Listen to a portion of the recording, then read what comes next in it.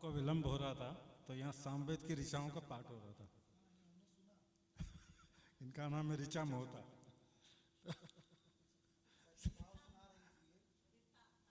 है रीता रीता, अच्छा मैंने ऋचा समझा। ओके ठीक है।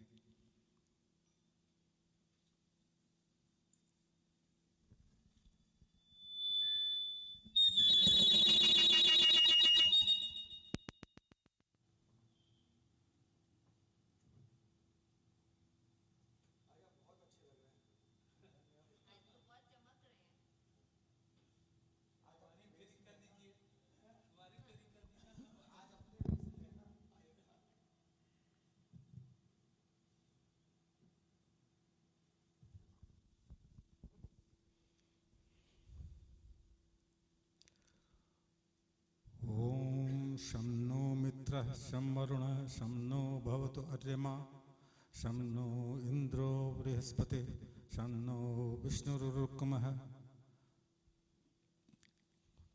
नमो ब्रह्मणे नमस्ते वायो त्वमेव प्रत्यक्षं ब्रह्मासि त्वामेव प्रत्यक्षं ब्रह्म वदिष्यामि सत्यं वदिष्यामि ऋतं वदिष्यामि तन्मामवतु तद्वक्तारमवतु अवतु माम् अवतु वक्तारम्। ओम शांति शांति शांति।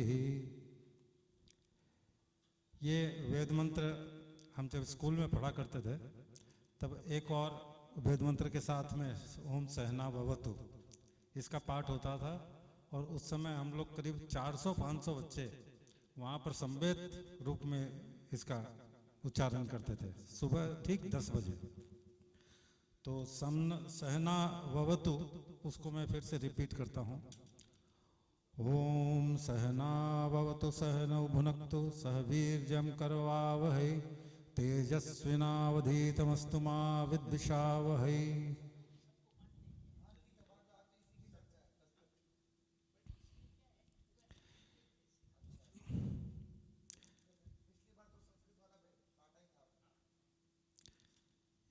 इन दो मंत्रों में, शांति मंत्रों में प्रधानता इस बात की है कि ये बोलने वाले वक्ता और जो सुनने वाले श्रोता इन दोनों के मन की शांति की प्रार्थना है इसके अंदर में। और सहना भवतु है कि एक साथ मिलकर हम जो भी कुछ आज यहाँ पर चर्चा कर रहे हैं उसका अध्ययन करें, आप श्रोता के रूप में इसे सीखें और वक्ता के रूप में आपको ज्ञानवर्धन के लिए अपना ज्ञान दें। तो आज की इस सभा में, पिछले सभा में हमने ये मार्कंडेय पुराण इसका प्रथम अंश उसके ऊपर चर्चा की और जैमिनी द्वारा पक्षियों को जो प्रश्न पूछे गए उन सब का जिक्र इन्होंने किया। और आज इसको आगे बढ़ाते हुए ये उसका द्वितीय अंश इसके ऊपर अपनी वक्तृता देंगे। एक मुझे अनुरोध यह मिला है कि दुर्गा सप्तशती और जो चंडी पाठ है इसके लिए एक विशेष रूप से अलग और सत्र रखा जाए जिसको हम विस्तार से जो है उसको समझने का प्रयत्न करें और अक्षरशः उसको समझ सकें। तो आपसे यही अनुरोध है कि अगला सत्र हम इसके ऊपर विशेष रूप से रखें। हाँ अच्छा ठीक है। तो आपका तो माइक दिया हुआ है। अच्छा वो स्टैंड नहीं चाहिए आपको? अच्छा ठीक है। तो आपसे अब अनुरोध करता हूँ आप मंच का बाहर संभालिए और अपने वक्तृता शुरू करिए।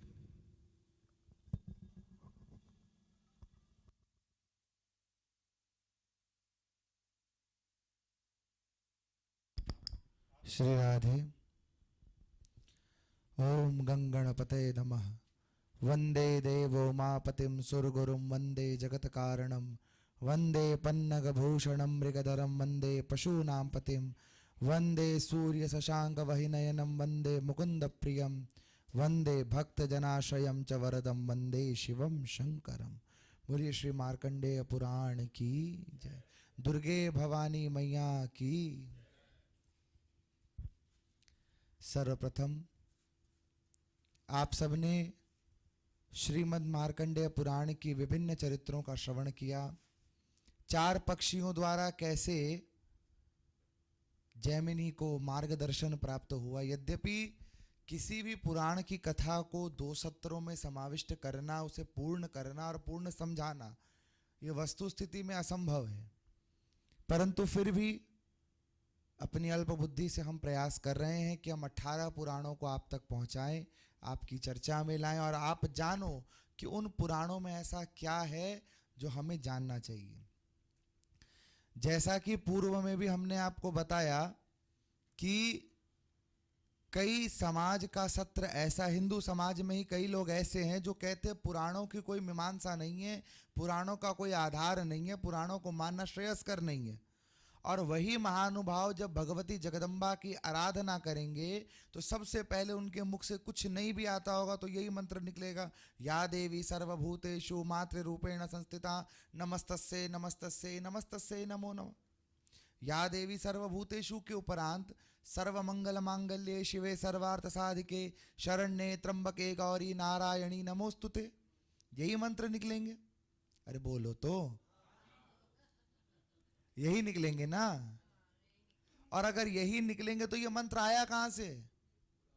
मार्कंडेय पुराण से आया। और अगर मार्कंडेय पुराण में आए हुए मंत्र प्रामाणिक है तो पुराण कैसे अप्रामाणिक हो सकता है? नहीं हो सकता। इसीलिए हमें ज्यादा किसी के कहे सुने में नहीं आना, हमें इस बात पर विचार करना है कि आज के जमाने के राइटर, आज के जमाने के जो क्रिटिक्स हैं वो कितनी ही बड़ी बड़ी बातें कर लें, वे वेद व्यास से बड़े क्रिटिक और राइटर तो हो नहीं सकते। हो सकते हैं क्या? तो अगर वेद व्यास जी को जरूरत लगी पुराण लिखने की, वेद व्यास जी ने पुराण लिखे, भगवान स्वयं कह रहे हैं कि अहम पुराण स्वरूपस्य, मैं स्वयं पुराणों का स्वरूप हूं, तो हमें पुराण जानना चाहिए कि नहीं? बोलो हाँ, बोलो हाँ। अब जब जानना शुरू करोगे तो उसी श्रृंखला में हम पहुंचे हैं मार्कंडेय पुराण में। मार्कंडेय पुराण का पूर्व परिचय आपको पहले ही मिल चुका है, फिर भी जो लोग नहीं सुन पाए, किसी तरह भूल गए हो, कि मार्कंडेय पुराण के भीतर मूल रूप से जगदम्बा के 14 मनवंतरों के और आने वाले समय की पूर्व स्थिति का वर्णन किया गया। आने वाले समय की पूर्व स्थिति का। अब इन पूर्व स्थिति और वर्तमान स्थिति के बीच का जो सामंजस्य है वो पुराण का संभाषण है, सूर्यवंशी राजाओं का चरित्र है, जिन चरित्रों से हमें ये शिक्षा मिलनी चाहिए कि समाज कैसा होना चाहिए। आज के समाज की स्थिति बड़ी दुखदाई है। पहले लोग बाहर के असुरों से परेशान थे, स्वर्ग लोक वाले नर्क लोक वालों से परेशान थे ना। इंद्र परेशान थे महिषासुर से, समय बदला, युग बदला, लोग परेशान हुए एक दूसरे के द्वीप वाले से, इधर के राम उधर के रावण से परेशान थे ना। फिर युग बदला, समय बदला, अपने भाई से परेशान हुए, पांडव कौरव आपस में लड़े ना। अब समय बदला, कलयुग आया, मनुष्य अपने आप से ही परेशान हो गए। परेशान है। आप अपने जीवन काल को देखो, चाहे वो 5 वर्ष का बच्चा हो, चाहे 50 वर्ष का हो, चाहे 100 वर्ष का हो, सबकी परेशानी एक जैसी है। सब अपने अपने स्तर पर परेशान है। तो परेशानी से मुक्त होने का साधन यदि कुछ मिले तो उसके लिए हमें पुराणों का स्वाध्याय चाहिए। और मार्कंडेय पुराण की शिक्षाओं में जो 4 पक्षियों की कथा आपने सुनी, 4 पक्षियों का दोष क्या था? थे तो ब्राह्मण पुत्र। दोष क्या था? कि पिता ने कहा पक्षी को भोजन चाहिए, मांस चाहिए, तुम अपना शरीर सौंप दो। बच्चों ने मना कर दिया, पिता ने श्राप दे दिया। बाद में पता चला वो पक्षी नहीं, स्वयं देवराज इंद्र थे। अब श्राप के फलश्रुति से उन्हें पक्षी योनि प्राप्त हुई, तीर्क योनि प्राप्त हुई। प्राप्त होने के बाद उन्होंने अपने अपने कर्मानुसार गति को प्राप्त होने पर भी महाभारत के घंटे में छिप करके जीवन को जागृत किया और जैमिनी के मार्गदर्शक बने। इतनी कथा आपने सुनी। भगवान किसी को बचाने पर आ जाए तो कोई उसे मिटा नहीं सकता। जब महाभारत का शंखनाद होना था, भगवान कृष्ण शांति दूत बनकर गए। उस समय पर जब भगवान चले गए शांति दूत का कार्य करके, कोई नहीं माना, उस समय पर धृतराष्ट्र ने राज ज्योतिषी को बुलाया। ये वो समय था जब राज ज्योतिषी सारी घटनाक्रम सब अक्षरशः सही बताते थे, उपाय नहीं बताते थे ये दान कर दो वो पूजा कर लो, बता देते थे कि ये होगा। परीक्षित के जन्म के समय बता दिया गया था इसकी मृत्यु तक्षक के काटने से होगी और इसके कारण स्वयं भगवान पृथ्वी पर आएंगे, पहले ही बता दिया गया था। और यही घटनाक्रम महाभारत के पूर्व धृतराष्ट्र के साथ भी हुआ। राज ज्योतिषी, छोटा मोटा राज ज्योतिषी नहीं, द्रोणाचार्य भीष्म पितामह के सामने खड़ा होकर कह रहा है, और वो ये कहता है कि दुर्योधन की कुंडली में राजयोग लिखा है, वो राजा बनकर रहेगा, उसकी कुंडली में लिखा है। 8 दिन बीत गए युद्ध के, 8 दिन। 8वें दिन धृतराष्ट्र की मति फिरी, उसने कहा राज ज्योतिषी या तो आपकी ज्योतिष विद्या गलत है या तो आप गलत हो। उस समय पर विदुर आदि भी वहां उपस्थित हुए धृतराष्ट्र को समझाने, और राज ज्योतिषी से कहने लगे कि ना आप गलत हो ना ग्रहों की चाल गलत है। उस युद्ध भूमि में कोई बैठा है जिसने सारे ग्रहों को अपनी दिशा के हिसाब से मोड़ दिया है। उस युद्ध भूमि में कौन बैठा था? वो अकिंचन परमात्मा जो पांडवों के पक्ष में था।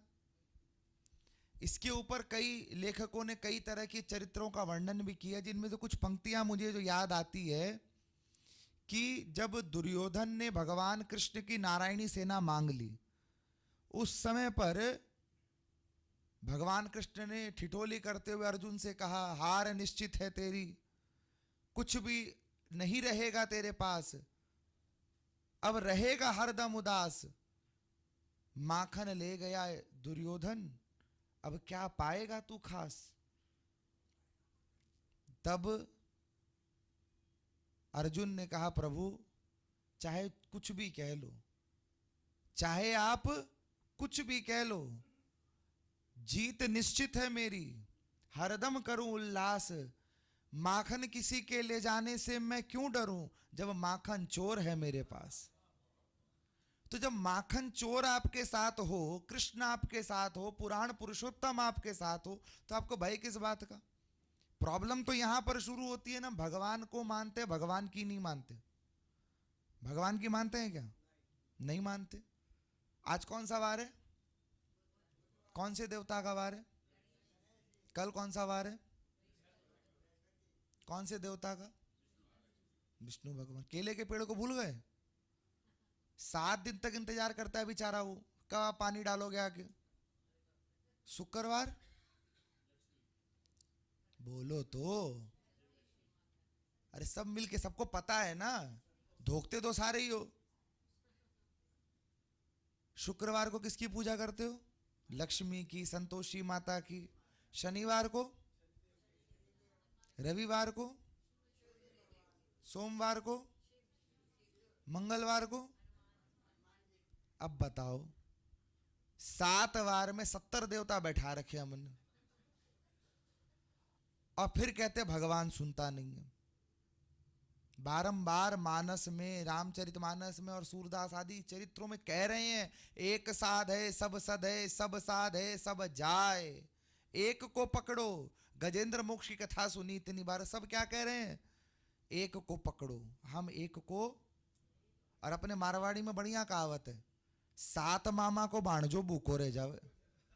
हाँ, 7 मामा को बाणजो भूखो रह जा। वो सोचे वो खुआवा, वो सोचे वो खुआवा, खुआवा कोई को नहीं, भूखा रहना पड़ता। वही हालत है। ईश्वर के किसी एक रूप में श्रद्धा हो तो ईश्वर तुम्हारा बेड़ा पार करते हैं। अलग अलग दरवाजे खटखटाते रहो कि जब तक एक दरवाजा खोले तब तक दूसरे में जाओगे, कल्याण नहीं हो सकता तुम्हारा, कभी भी नहीं हो सकता। इसीलिए हमारे शास्त्रों में परंपरा बनाई गई गुरु मंत्र की। गुरु मंत्र लो, एक मंत्र, एक इष्ट, एक भावना, एक साधना, दूसरे किसी दरवाजे पर नहीं जाना।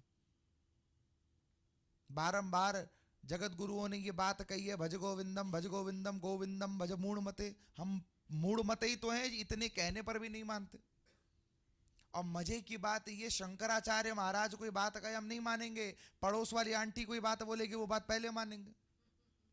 बोलो हाँ, कि वो ऐसे कर रही है तो मैं भी ऐसे ही करूंगा, भले ही शास्त्र रख दिया ताक पर।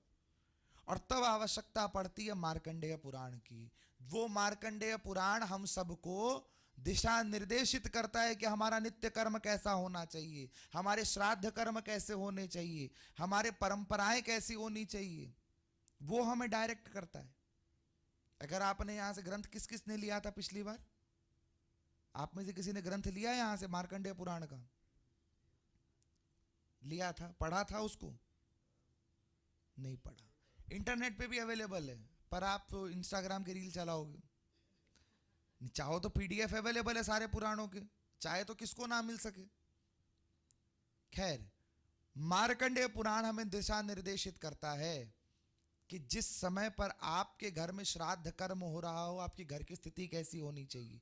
रात्रि के समय पितरों का आवाहन किया जाता है। एक रात्रि पूर्व पितरों का आवाहन, कई लोग घर में दीप जलाते हैं, कई लोग घर की द्वार प्रक्षालन करते हैं, कई लोग घर की सफाई करते हैं। अलग अलग प्रांतों में अलग अलग परंपरा है, पर मूल परंपरा ये कि रात्रि के समय आपके घरों के बाहर दीप प्रज्वलित रहना चाहिए, क्योंकि पितृ चंद्रलोक के रास्ते आपके घर को आते हैं। कौन से लोक के रास्ते? चंद्रलोक के रास्ते। चंद्रलोक के रास्ते जब वो पृथ्वी पर आते हैं, उसके बाद अगले दिन सूर्यास्त तक वो आपके घर पर रहते हैं। इस बीच में मध्याह्न काल में वे भोजन रूपी औषधि अपने शरीर में धारण करना चाहते हैं। उसके लिए अलग अलग मंत्र बताए गए हैं मार्कंडेय पुराण में। और यदि आप गूगल पर सर्च कर सको पितृ स्तोत्र, जब भी मौका लगे पितृ स्तोत्र सर्च करना, और वहां पर आपको एक श्लोक मिलेगा, अर्चितानाम संभूताम, ये स्तोत्र पूरा मिलेगा आपको। इस स्तोत्र का पाठ यदि वहां पर कर दिया जाए तो पितृ पूर्ण रूप से तृप्त होकर जाते हैं।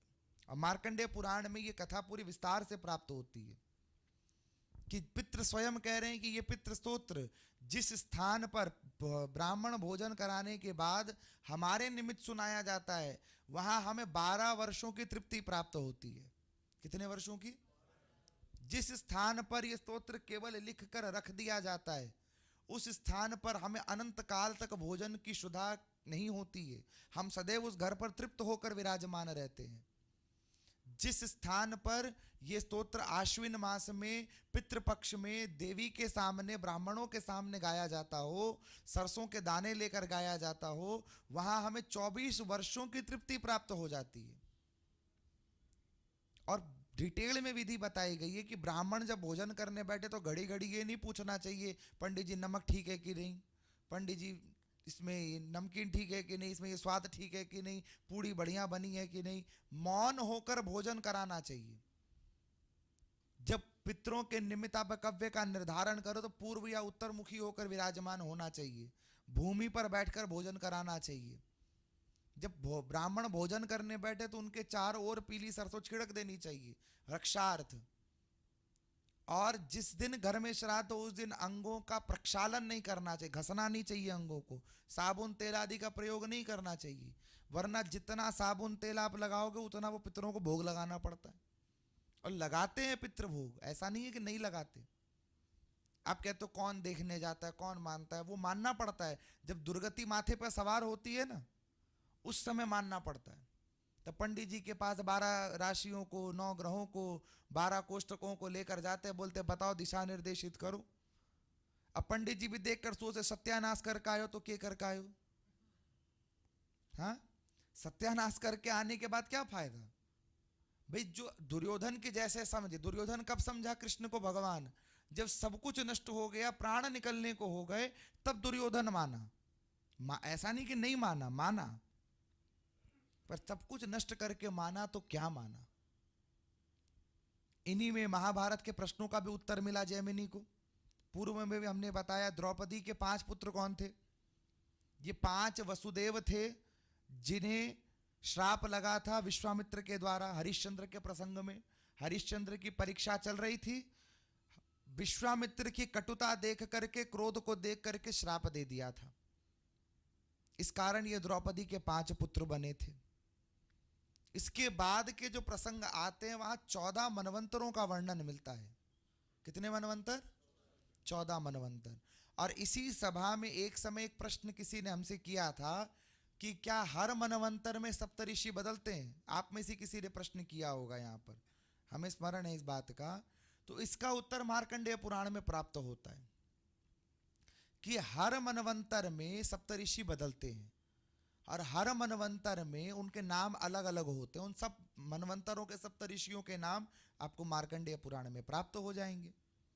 अब विस्तार से पढ़ो मार्कंडेय पुराण के अध्यायों को, यदि पढ़ने की इच्छा हो, यहाँ ग्रंथ उपलब्ध है, आप वहां पर पढ़ सकते हो। सबसे पहला जो मनवंतर है वो स्वयंभुव मनवंतर है, जिसमें भगवान भुवन भास्कर स्वयं ही मनु बनकर के प्रकट हुए।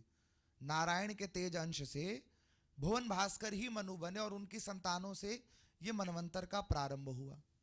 तो पहला मनवंतर कौन सा हुआ? स्वयंभुव मनवंतर। इसमें ब्रह्मा जी को सेंटर में रखा गया है मार्कंडेय पुराण में। इस बात का ध्यान रखना, हर पुराण में सेंटर में किसी देवता को रखा जाता है। मार्कंडेय पुराण के कुछ अध्यायों में भगवती का वर्णन है। मार्कंडेय पुराण पूरा भगवती पर नहीं है। मुख्य रूप से इसमें मनुष्य के द्वारा प्राप्त होने वाली महाशक्तियों का वर्णन है। दूसरा मनवंतर जो है वो स्वारोचिष मनवंतर है। कौन सा मनवंतर? स्वारोचिष मनवंतर। इस स्वारोचिष मनवंतर के अंदर एक अप्सरा को ब्राह्मण से प्रेम हो गया। ब्राह्मण देवता ने अपनी संध्या की शक्ति का प्रयोग किया और ये भावना करी कि यदि मैंने संध्या नियम पूर्वक करी है तो मैं अपने स्थान को वापस चला जाऊं। उस अप्सरा के मन में मोह रह गया, ब्राह्मण देवता अपने स्थान को चले गए, परंतु एक गंधर्व जिसे उस अप्सरा पर मोह था, उसने उस ब्राह्मण का रूप बनाया और उस ब्राह्मण के रूप से उससे संतान उत्पत्ति करी। उस संतान ने भी जब अपने जीवन काल में पूर्ण रूप से धर्म पारायण राज्य किया, उसकी संतान से जो जन्म हुआ उसका नाम पड़ा स्वारोचिष। क्या नाम पड़ा? स्वारोचिष। स्वारोचिष का मतलब है जो अपनी तेज और उपमा से स्वयं प्रकाशित होता है, जिसके शरीर के भीतर से तेज प्रकट हो, वो स्वारोचिष है। इसी स्वारोचिष मनवंतर में प्रकट हुए हैं राजा सुरथ। कौन? राजा सुरथ। और सुरथ अपने राज्य से भ्रष्ट हो गए, जंगल में गए और मेधा ऋषि से मिले। उन्हीं के आश्रम के निकट एक वैश्य भी आया जिसका नाम था समाधि। क्या नाम था? समाधि। ये दोनों एक ही कहानी के पात्र थे। दोनों के जीवन में एक तरह की घटना थी। एक राज्य से भ्रष्ट हुआ था और एक दूसरा परिवार से भ्रष्ट हुआ।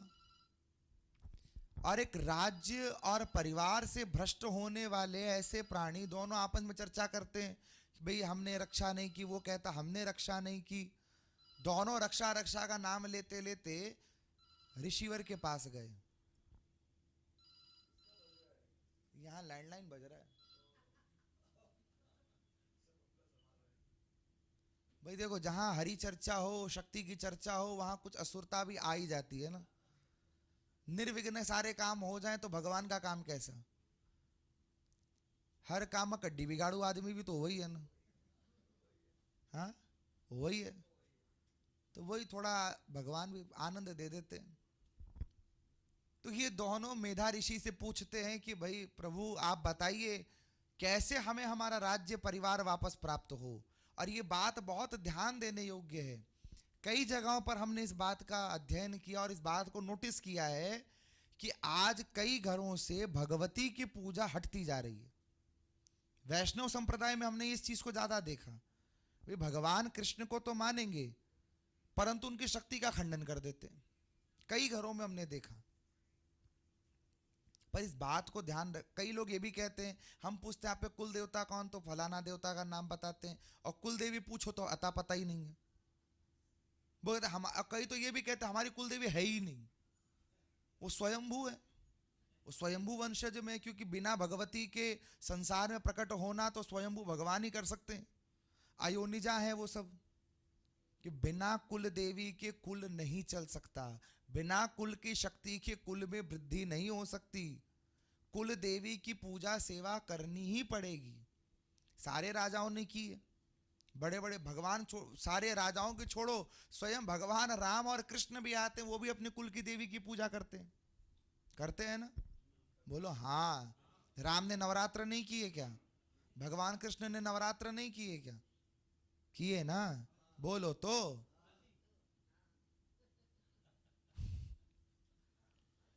सबने नवरात्र किए, सबने भगवती को मनाया। आदि जगत गुरु शंकराचार्य ने भी शक्ति का खंडन किया था। जब बीमार पड़े, डॉक्टर ने दवाई दे दी, वैद्य ने दवाई दे दी, कहा दही के साथ खाना। दही तो कहां से लेके आएंगे? दूर एक गुजरी खड़ी थी, एक स्त्री खड़ी थी, मटके में दही भरा हुआ था, और दूर से प्रभु जी ने कहा, कह रहे देवी हमें दही दे दो। कहा आके ले लो। तब पहली बार उनके मुख से निकला, शक्ति नहीं है। क्या नहीं है? शक्ति नहीं है।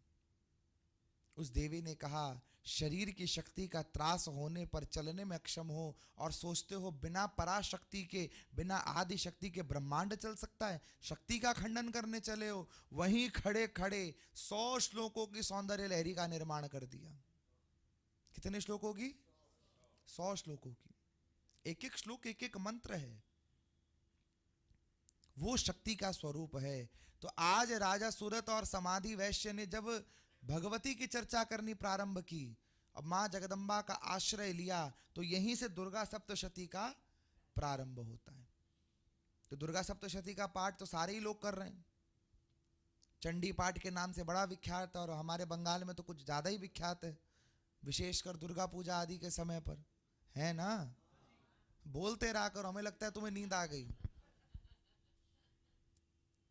बोलना चाहिए, कथा में नहीं बैठे आप, चर्चा में बैठे हो। इस गोष्ठी का नाम है अध्ययन गोष्ठी, और अध्ययन कभी भी यूनिलैटरल नहीं हो सकता, it should always be bilateral. हमेशा दोनों तरफ से चर्चा होनी चाहिए।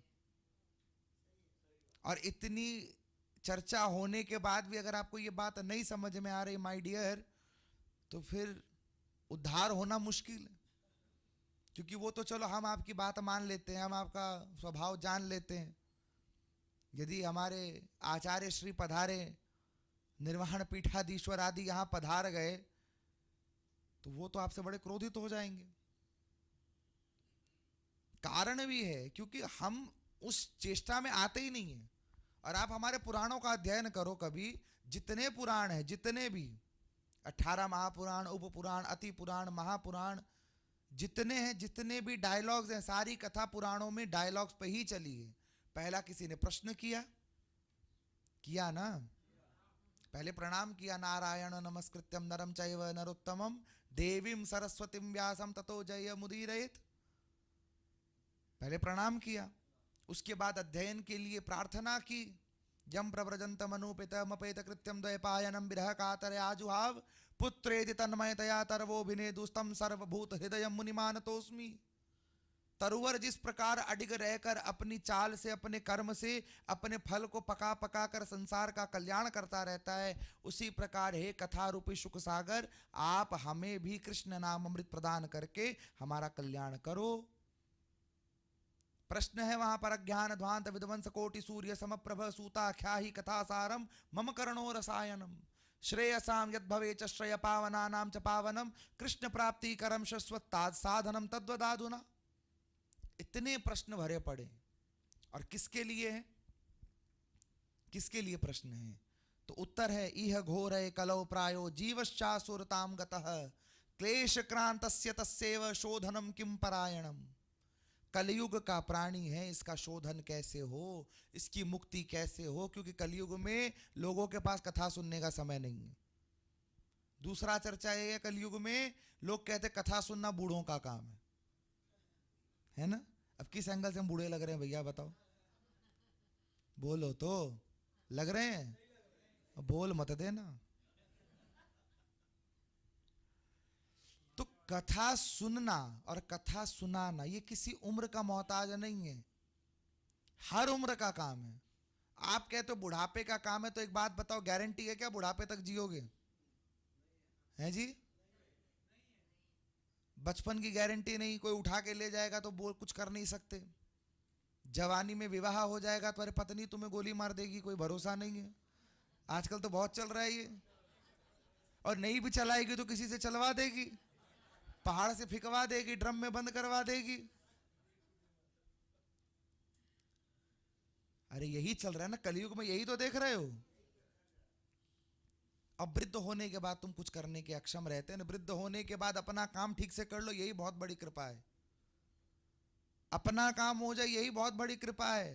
और आप कहते हो हम भजन कर लेंगे। भजन करना कोई हलवा है कि जिसका जब मन चाह कर लेगा? बड़े बड़े ऋषि, ज्ञानी, ध्यानी, मंत्र मांत्रिक, तांत्रिक जीवन लगा देते हैं, जन्म के जन्म लगा देते हैं, वो अकिंचन परमात्मा के नेत्र की पलक भी नहीं झपकती, और हम कहते हैं हम उसका आसन हिला देंगे। हलवा है क्या कोई? अरे बोलो तो।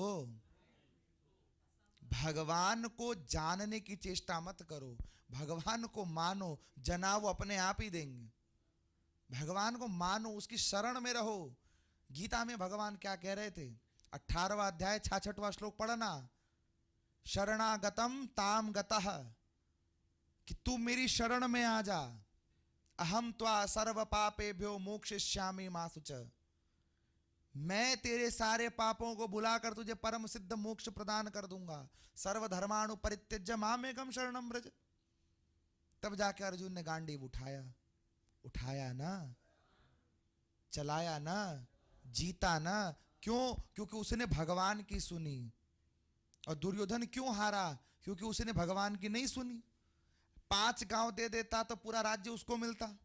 हो सकता है दीर्घ काल में राज्य से पतित भी नहीं हो, कि दोनों जुड़ जाते, दोनों राजी रहते, महाभारत का दृश्य कुछ और होता। परंतु दुर्योधन ने भगवान की नहीं मानी, तो भगवान की सारी शक्तियों के साथ भी वो हार गया। हार गया ना। हम भी तो ऐसे ही हैं। हम भी तो 100 कौरवों की सेना लेकर चल रहे हैं। कभी मन की सुनते हो, कभी आंखों की सुनते हो, कभी मुख की सुनते हो। सुनते हो ना। पर ये 5 पांडवों की जब सुनोगे ना, 5 पांडव कौन? तुम्हारी ज्ञानेंद्रियां। 5 ज्ञानेंद्री, 5 कर्मेंद्री, कितने हुए? 10। इन 10 के 10 उपभाग हैं। मन, वचन, चित्त, अहंकार के साथ मिलकर ये पूर्ण संख्या 100 की तरफ जाती है। यही तो मन का कौरव है। और 5 ज्ञानेंद्रियां एकत्रित होकर जब एकाकार होकर महतत्व को पार करके जब कृष्ण ने नाम में लीन हो जाती है, तो वो महाभारत रूपी रण रूपी विजय को जीत जाती है और मोक्ष रूपी परम धाम को प्राप्त करती है। ये हम जानना चाहते नहीं है। हमें क्या चाहिए? महाराज जी ये उपाय कर दो कि इस जल को एक बार इधर जल चढ़ाएं, उधर हमारे घर में अंबानी का ढेर लग जाए। इधर तुलसी पत्ता चढ़े, उधर हमारे सारे पाप खत्म। क्यों खत्म हो पाप? भगवान गीता में कह रहे हैं अवश्यमेव भोक्तव्यम कृतम कर्म शुभाशुभम। और भगवान से हम क्या कह रहे हैं? काल हरो, कष्ट हरो, पाप हरो। भगवान कहते मेरी वचन को हमसे झूठ करवाओगे? मेरे ही वचनों को हमसे झूठ करवाओगे? नहीं हो सकता। ऐसे भगवान की लीला काम नहीं करती। और जिस पर करती है ना, वो बहुत बड़ा भक्त हो उसी पर करती है। हम उस श्रेणी में ही नहीं आते। अभी हम उस श्रेणी से बहुत विलग हैं, बहुत दूर हैं। ऊपर से कलयुग में ये तो हमारी किशोरी जी की दया है कि वो जब सभा लगती है ना, राधा रमण लाल की, हमारे मनमोहन लाल जी की सभा लगती है, भगवान ऐसे खाता खोलते हैं, इतनी मोटी फाइल होगी, इतनी मोटी पाप इतने इतने करके जाते हैं। भगवान कहते हैं रिफाइन तेल में तलना पड़ेगा। फिर पन्ना पलटे, बोले हाँ सरसों तेल भी मंगा लो, रिफाइन तेल कम पड़ेगा, महंगा हो गया। फिर एक पन्ना पलटा रहे, किलो में भी चुबोना पड़ेगा इसे। इतने में हमारी किशोरी जी आती है, छन छन पायल बजती है, और उनके शरीर से जो इत्र की पावन महक आने लगती है। वो जब देखती है कटघरे में उनका एक बार नाम लेने वाला भक्त खड़ा है, श्रद्धा भाव से, आर्त भाव से पुकारता है, हे किशोरी जू, हा किशोरी जू। किशोरी जी हाथ पकड़ती है, राधा रमण लाल से कहती है अरे तुम धर रखो अपनी फाइल को अपने पास में, मैं तो इसे लिए जा रही हूं। वो कुछ नहीं कर पाता। पर उस भावना की पराकाष्ठा पर पहुंचना तो पड़ेगा, वरना किशोरी जी की झलक से पहले उनकी सखियों की दासियों की दासी के रूप माधुरी के आगे तुम विवल होकर नष्ट हो जाओगे। रुक्मणी आदि रानियां भगवान कृष्ण जब कुरुक्षेत्र में यज्ञ कर रहे थे, गई थी किशोरी जी से मिलने के लिए। ललिता सखी, विशाखा सखी, भिंडला सखी, इन सब की दासियों की दासी उसको देखकर कहती है आप किशोरी जू हैं। कौन कह रही है? रुक्मणी, सत्यभामा, जामवती, वेदवती, ये चारों रानियां कह रही हैं। और जब अलकावली सी हमारी किशोरी जू के दर्शन किए, उनकी रूप माधुरी को देखकर रुक्मणी ने तो अपना घूंघट काढ़ लिया, बोले मैं इतने रूप तेज को धारण नहीं कर सकती। ऐसा सुंदर अद्भुत तेज है किशोरी जी का। तो जब रुक्मणी नहीं पहचान पाई, हम और आप पहचान पाएंगे क्या? पर चेष्टा कर सकते हैं। क्या कर सकते हैं? चेष्टा कर सकते हैं कि महामाया से योग माया का सफर यही मोक्ष है। तो समाधि को और सूरत को ये बात आज हमारे मेधा ऋषि बता रहे हैं कि यही योग माया महामाया भगवान विष्णु को भी योग निद्रा में डाल देती है। और मधु और कैटभ नाम के दो असुर जब उन पर आक्रमण करते हैं ब्रह्मा जी पर, तो यही योग माया स्वधा स्वाहा मेधा आदि शक्ति बन करके विष्णु को जागृत करती है, मधु कैटभ का संहार कराती है, फिर अंतर्ध्यान हो जाती है। फिर कालांतर में जब महिषासुर जैसा महापापी जागृत होता है, ये देवराज इंद्र भी जो अपने इस युग वाले हैं ना, ये कोई बहुत बढ़िया आदमी नहीं है। पूरे ब्रह्मांड की कथाओं में देखो इंद्र की कथा भरी पड़ी है। महिषासुर का जन्म क्यों हुआ? रंभ करम्भ नाम के दो भाई थे, दोनों तपस्या कर रहे थे प्रेम से। इंद्र की कुर्सी हिलने लगी, उसने आके करम्भ को मार दिया। रंभ को वरदान मिल गया, वरदान मिला कि तुम महापराक्रमी पुत्र को जन्म दोगे। एक भैंस पर मोहित हुआ, तो भैंसी से जो पुत्र उत्पन्न हुआ उसी का नाम महिषासुर पड़ा। जिस समय वो महिषी अपने पति रंभ को लेकर सती हो रही थी, उस चिता में से एक काला धुआं प्रकट हुआ, और वो काला धुआं जब एक जगह पर एकत्र हुआ, उसमें से रक्त रूपी बीज प्रकट हुआ। उसको ब्रह्मा ने वरदान दिया, तेरे एक एक बीज में अनेकों अनेकों बीज उत्पन्न हो जाएंगे, उसी का नाम रक्त बीज पड़ा। परंतु उसे 7वें द्वीप पर छोड़ दिया, जिसे प्लक्ष द्वीप कहा जाता है। क्या कहा जाता है? प्लक्ष द्वीप। जैसे ये जम्बू द्वीप है ना, जम्बू द्वीप, वैसी प्लक्ष द्वीप भी है। हर द्वीप में 9 वर्ष होते हैं। जैसे ये भारत वर्ष, जम्बू द्वीप के अंदर भारत वर्ष है, ऐसे ही किम पुरुष वर्ष है, इलावृत वर्ष है, पुष्कर वर्ष है, महावर्ष है। ये बहुत बड़ा विस्तार मार्कंडेय पुराण में आपको प्राप्त होगा। भारत का पूरा भूगोल प्राप्त हो जाएगा। पैंजिया से लेकर गोंडवाना लैंड से लेकर वर्तमान के जो कॉन्टिनेंट्स हैं, इन सब की भूमिगत अवस्था पता चल जाएगी। जो लोग कहते हैं कि भगवान केवल भारत में प्रकट हुए, जाकर देखो अमेरिका में, अमेरिका में जाकर भगवती ने रक्त बीज को मारा था, भारत में नहीं मारा उसको। कहाँ मारा था? अमेरिका में जाकर के।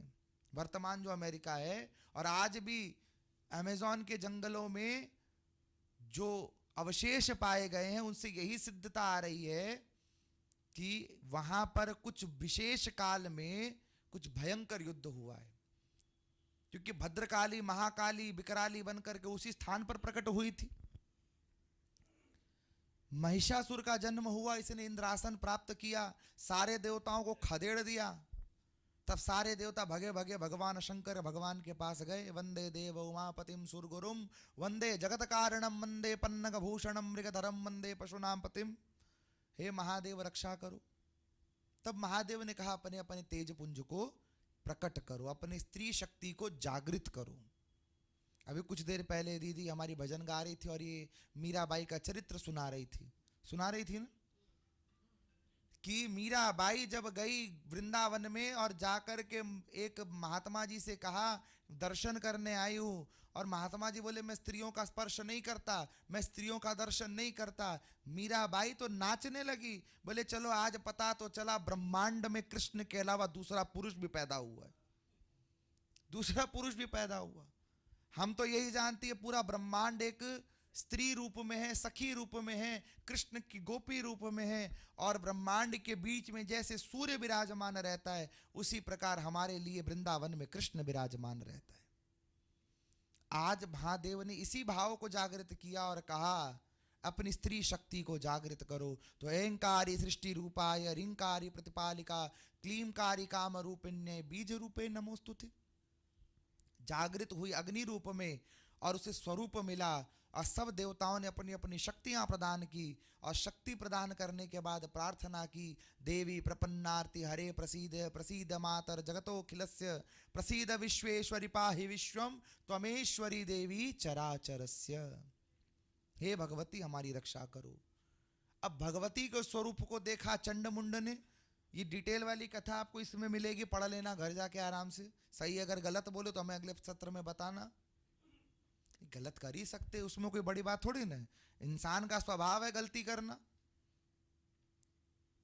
तो देवताओं से प्रस्तावित होकर भगवती आज महिषासुर को ललकारती है।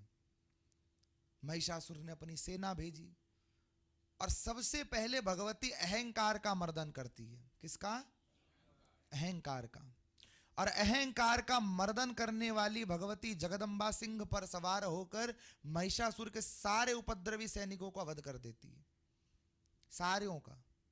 और जब महिषासुर आया तो भगवती मधु पी रही थी, शहद पी रही थी।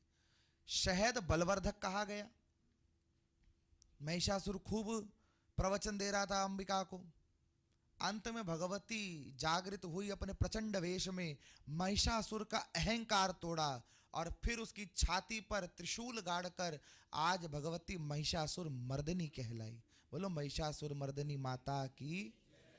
अब गाते भी हो ना, अयि गिरि नंदिनी नंदित मेदिनी विश्व विनोदिनी नंदनुते गिरिवर विंध्य शिरोधि निवासिनी विष्णु विलासिनी जिष्णुनुते भगवती हे शिति कंठ कुटुम्बिनी भूरि कुटुम्बिनी भूरि कृते जय जय हे महिषासुर मर्दिनी रम्य कपर्दिनी शैल सुते सुरवर वर्षिणी दुर्धर धर्षिणी दुर्मुख मर्षिणी हर्षरते त्रिभुवन पोषिणी शंकर तोषिणी किल विषमोषिणी घोषरते धनुज निरोषिणी दिति सुतरोषिणी दुर्मद शोषिणी सिंधु सुते जय जय हे महिषासुर मर्दिनी रम्य कपर्दिनी शैल सुते। 24 श्लोकों में गाया है। इसके उपरांत भगवती ने आशीर्वाद दिया, जब जब संकट आए मुझे पुकारना, मैं आ जाऊंगी। समय बदला, भगवान शंकर मंदराचल पर्वत पर आए और मंदराचल पर्वत पर एक दिन आकर माता पार्वती से कह दिया, देवी तुम कुछ समय से हमें काली प्रतीत हो रही हो। क्या प्रतीत हो रही हो? काली। अब अगर एक देवता अपनी देवी को कह दे तुम काली हो गई हो, बोलो क्या होगा? देवताओं, आप तो ज्यादा एक्सपीरियंस लेकर बैठे हो। अरे बोलो तो क्या होगा, बताओ तो। अच्छा, एक कह रहा है तूफान आ जाएगा, और कुछ गुस्सा आ जाएगा, और किसी का कोई। अब देखो, आप पूछते हो हम उत्तर देते, हम पूछे आप उत्तर नहीं दो ना, अब तो कसम आपको आपके मोबाइल की है। हमारी कसम लगती है मोबाइल की प्यारे। तो बताओ तो, अगर आप अपनी देवी को काली कहो तो क्या होगा? छाती पर सवार हो जाएगी। और किसी को सच में काली रूप हो जाएगी। अब देवी अपने मुख से जो कहे सो सत्य है। ऐसे थोड़ी ना कहते एक नारी सब पे भारी। ये आप कह रहे हो, हम नहीं कह रहे हैं। हम तो ये कहते भैया एक नारी पूजे दुनिया सारी। नारी की ही तो पूजा संसार में होती। यत्र नार्यस्तु पूज्यन्ते रमन्ति तत्र देवता। जहां नारी की पूजा होती है वहीं देवता रमण करते हैं। इसीलिए नारी भारी हो रही है आज के समय में। कभी बंदूक चला रही है, कभी ड्रम मंगा रही है। सावधानी हटी, आगे आप समझदार हो। तात्पर्य ये है कि भगवती ने देवताओं को वचन दिया है कि जब जब संकट आए मुझे पुकारना। और वास्तविकता में जितनी जल्दी भगवती प्रसन्न होती उतनी जल्दी कोई देवता प्रसन्न नहीं होता, क्योंकि सारे देवताओं में एक भाव है ज्ञान का, और भगवती का जो भाव है वो भाव है ममत्व का, ममता का। इसीलिए भगवती जल्दी सिद्ध होती है। चाहे तंत्र हो, मंत्र हो या यंत्र हो, अधिष्ठात्री तो देवी ही रहती है ना। दीपावली पे लक्ष्मी चाहिए तो किसकी पूजा करोगे? लक्ष्मी माता की। होली पे अगर मंगलाना हो तो किसको मंगलाओगे? होलिका को। कृष्ण को बुलाना हो तो किसे पुकारोगे? शंकर को मनाना हो तो किसे पुकारोगे? और बाकी छोड़ो, यदि आपको भी बिना निमंत्रण के बुलाना हो तो आपके घर वाले भी किसको पुकारेंगे? आपकी देवी को। बोलो हाँ, जाना पड़ता है भाई। कहने का अर्थ ये कि बिना भगवती सब शून्य है।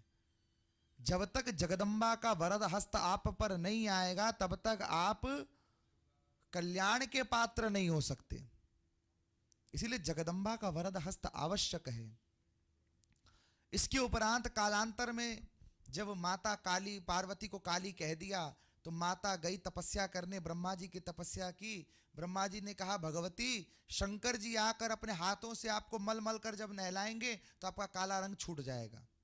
शंकर जी आए, भगवती को मानसरोवर के जल में स्नान कराया तो उनकी कालिमा छूट गई। वो कालिमा से एक नई शक्ति प्रकट हो गई जिसका नाम था देवी कौशिकी। और भगवती पार्वती जो वापस आई निकलकर उस मानसरोवर से, तो वही बनी 8वीं महादुर्गा जिसका नाम है महागौरी। क्या कहते हैं उन्हें? महागौरी।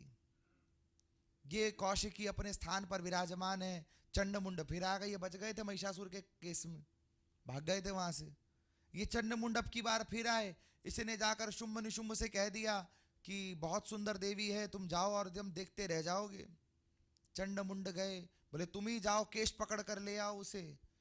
भगवती के शरीर से उसी समय चंडिका प्रकट हुई और चंडिका ने दोनों का गोविंदाय नमो नमः कर दिया। दोनों की मुंडी पकड़ ली, एक हाथ में चंडिका और एक हाथ में चामुंडा, एक हाथ में मुंड और एक हाथ में चंड। और कहा देवी दोनों पशुओं की बलि ले आई हूं, क्या करना है? देवी कौशिकी ने कहा आप दोनों पशुओं की बलि ले आई हो, इसीलिए कालांतर में आप चामुंडा कहलाओगी। और जो भी आपके इस नाम से मेरी पूजा करेगा वो वास्तविकता में सब सुख ऐश्वर्य पा जाएगा। काल रात्रि, चामुंडा, चंडिका ये इन्हीं के रूप हैं। इसीलिए पूरे सप्तशती में जो मंत्र मूल रूप से आया वो है नमश्चंडिकाय। क्या नाम है? नमश्चंडिकाय। इसके उपरांत चामुंडा की उत्पत्ति हुई। माता चामुंडा जगह जगह विराजमान है। गुजरात के प्रांत में विशेष रूप से पूजनीय है। गुजरात में और उत्तराखंड में विशेष रूप से माता चामुंडा पूजनीय है।